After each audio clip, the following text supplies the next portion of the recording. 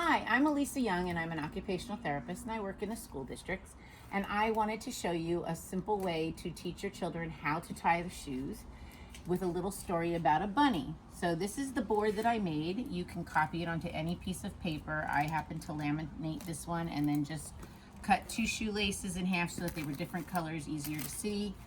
Poke them through right here by the face, and it looks like this. So the story is, this is Bonnie the bunny, and she got up one morning and wants to go to the beach. So she gets up and she crosses the street, and then she crosses the other road, and the street that's on top, the one that's on top, she gets on a train to take a choo-choo train ride. And so she goes choo-choo under the bridge and through the tunnel. And she gets off the train, she straightens out her arms, and she says, yes, I'm here at the beach. But she doesn't want to get her ears wet. So she takes one of her ears, makes a big bunny ear with a very long tail, and then another bunny ear with a long tail. But she's having trouble tying them. So Larry the lobster comes out of the water and he uses his pincher claws, and he says, I'll help you. And he pinches her ears, and you make another X. So as you can see, the first X for the street and now another X here. You need to leave a hole where the face is. One Larry lobster claw pinches while the other one pushes the top ear under and through the hole.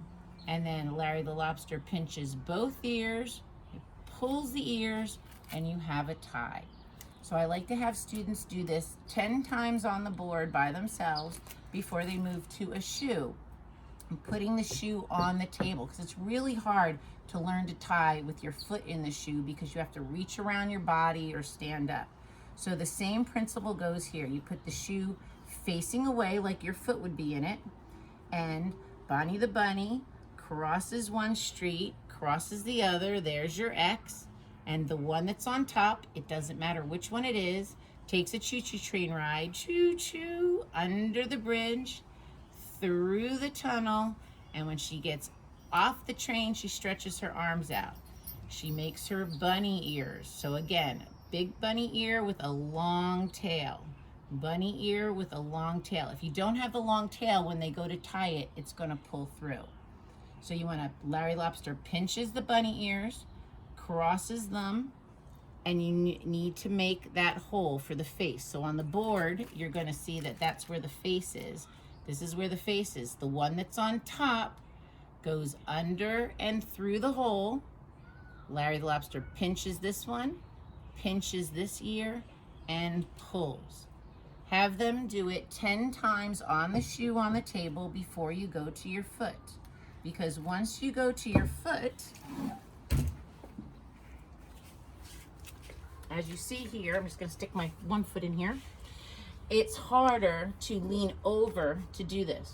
Or you can have your children stand on the table and do it, and then do it. But again, now you're reaching around your legs. So that's why it's harder to do teaching shoe tying on your foot. So you wanna practice here, and then try it on your foot, either bent over or standing with your foot up on a chair. Same principle goes for like if you're trying to tie an apron. So I look at a lot of students, because I work in special ed, and parents will say, well, we'll just put them in Velcro shoes. But when they get older, they might get a job, like here in San Diego at SeaWorld, where they have to wear tied black shoes, or some construction jobs or loading dock jobs where you have to wear work boots, steel-toed work boots, and they don't make those in Velcro. So you have to learn to tie, and it's a good skill to have. So hopefully this will help you in your tying success.